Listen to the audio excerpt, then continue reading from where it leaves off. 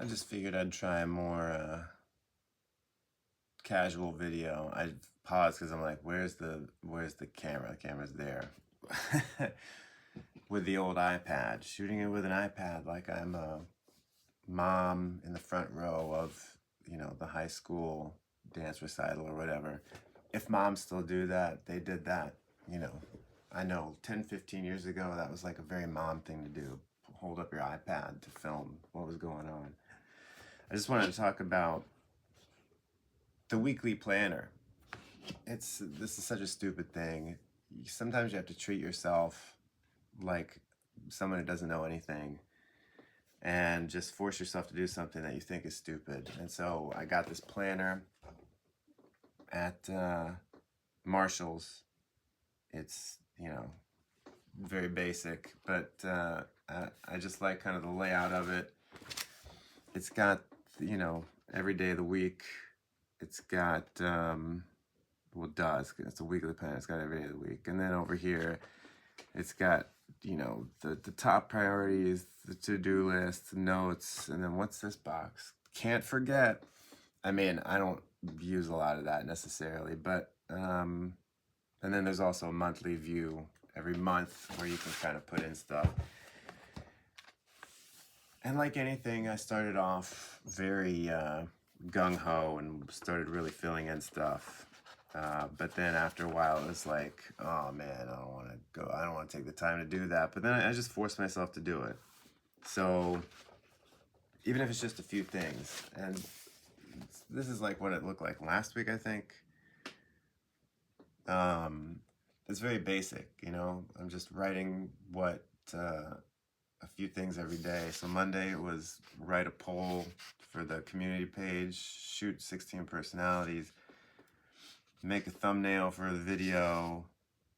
I had to move the poll down, write a 16 personalities script, and you see poll keeps getting bumped down. I try to also use like the bullet journaling things, the symbols that they use. So it's, I don't know, I'm not even using them right, but it's like, did I do it better over here? But it's sort of like if something gets bumped, you like go down like that. But here's the thing is that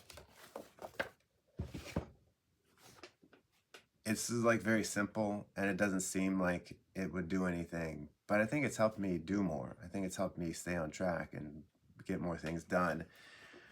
And I think it's also helped me feel, it hasn't really made me feel less stressed, but it's made me feel like I was at least knowing where I was in the pile of work, because a lot of times if you don't have a plan and you're just working through things that you have on a checklist in your mind, then it's like you're never really sure. You feel like you can always feel the growing list in front of you. As many things as you check off, it doesn't matter. But when you write it all here, when I can see I have like 4 things to do today, then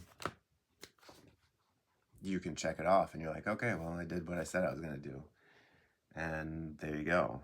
And I can see what I have to do tomorrow. Okay, I'll bump that tomorrow. I think one of the things about it that is unexpectedly helpful is that you start to realize how little you can do. At least me, as I've said in another video, I'm slow. I can't do that much.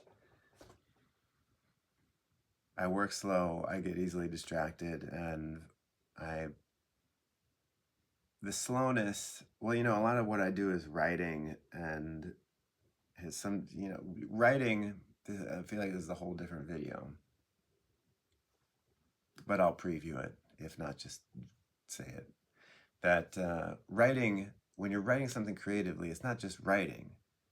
It's writing and decision making. It's 2 different, separate things. So writing is actually the craft. It's actually like figuring out, okay, what do I want to communicate? Or I have what I want to communicate. Now, what's the best way to do that? What's the words I'm going to use? How do I, make it interesting? But then the other part of it is like the actual generation of the idea that and that takes a while. It's decision making. What's the better option here? What's, what happens next? What what happens at all? And then once you're done that, then you can hand it off to the writer to actually write. And a lot of times you're trying to do both of those things at the same time, or it's like this back and forth of let me stop and think what goes next. And a lot of times, depending on what you're doing, as you write, you can, like your fingers go on autopilot and you're writing the sentence while you're thinking of what goes next. It's instantaneous. I'm sure some people whose brains work faster can do it all. It's interesting to listen to a podcast I listen to a lot is called Writer's Routine, and the host interviews a different writer every week, and it's just interesting to hear how people approach it. And some people are like, yeah, I don't plan at all. I just sit down and I write and I never have any problems, and it's just like I'm watching a movie in my head and I just write it down.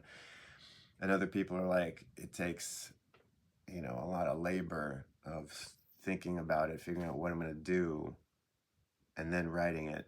But one author in particular said that, and that made me realize, oh yeah, it's like writing is decision. You're making decisions, and then you're writing, and the decision making part is so hard, and that's the slowest part. Like writing is like the fun part and doesn't really take that long. And if it does take long, it's fun because you're like really getting in there and working. But when you're in that other part, the decision making part is not just that, because it's idea generation and then decision making, because you can't make a decision unless you have options. And before that, it's just like, well, what do I do? Like if I'm trying to figure out a story, it's one thing to say I have to decide between does the story go this way or that way, but then it's a whole other thing to be like, well, I have no idea what the story is or what should happen next. I don't even know what the options should be. And that earlier part, the idea generation, you can't really do it. You just have to kind of wait around, and you can try to jostle your unconscious mind around a little bit so that it pops out an idea, but you just can't force it. And a lot of times if you think about it too much, it is worse than if you didn't think about it at all. A lot of times ideas come to me. Sometimes the better ideas come to me when I'm just like totally occupied doing something else. And it's funny because I remember back in the day, sometimes the best ideas would come to me while I was sitting in church, supposed to be listening to like the sermon or whatever. And I would just not be listening to that, and I'd be thinking, and suddenly these ideas would come to me. Or if it'll be like I'm at a party, and I'm supposed to, like, people are talking, I'm supposed to be involved in a conversation, and then I'm thinking about something else, and then the ideas come to me. I don't know. But the weekly planner, I recommend it.